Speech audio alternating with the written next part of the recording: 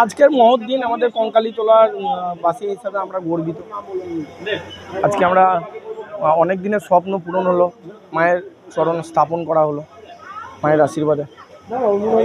মানে ভক্তদের জন্য কি এরকম আমরা সকলকে আহ্বান জানিয়েছি। সকাল থেকে বিভিন্ন দেবদেবী পূজা অর্চনা হলো, মায়ের পূজা অর্চনা করে চরণ স্থাপন করা হলো, ভোগ নিবেদন হচ্ছে সমস্ত দেবদেবীর এখানে।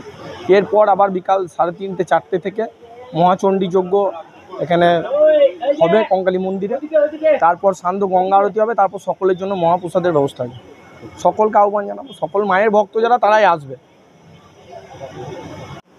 সবাই জানে এর নাম কঙ্কালতলা। এখানে কঙ্কাল অর্থাৎ কোমল অংশ পতিত হয়, অধিষ্ঠাত্রী দেবী কঙ্কালী নামে পরিচিত।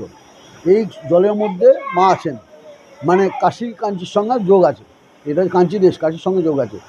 রামপ্রসাদের যেমন বলেছিল কাশী কাঞ্চি কে বাঁচায়, সেই যুগ অধীনেই কাশী কাঞ্চি রামকৃষ্ণের চিরবাঞ্ছিতই সেই কঙ্কালতলা হলে কাঞ্চি দেশ বা কঙ্কালতলা। কাশী কাঞ্চির সঙ্গে কাশী মণিকর্ণিকা ঘাটের সহিত এই কুণ্ডেরটার যোগ আছে, যার ফলে জল যাওয়া আসা করার ফলে প্রচণ্ড গ্রীষ্ম তাপেও নদী নালা সব পুকুর শুকিয়ে যায়। কিন্তু এই সলিলবাসিনী বেদ গর্ভটা জলের মধ্যে রয়েছেন, ও শুকায় না। ও মোটামুটি 25-30 বছর পর যখন মায়ের ইচ্ছা হয় তখন মায়ের কাকালটা আমরা 1 ঘন্টা 1.5 ঘন্টার জন্য কিছু দেখা যায়।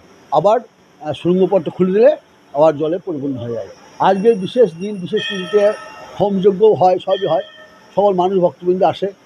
এবং আজকে আমরা বিশেষ করে সকল ভক্তের এবং জগতের মানে মঙ্গল প্রার্থনা কামনার্থে আমাদের কঙ্কালী সেবায়েত ট্রাস্টি বোর্ড এবং আমাদের কঙ্কালী পঞ্চায়েত থেকেও সবাই সহযোগ করেছে।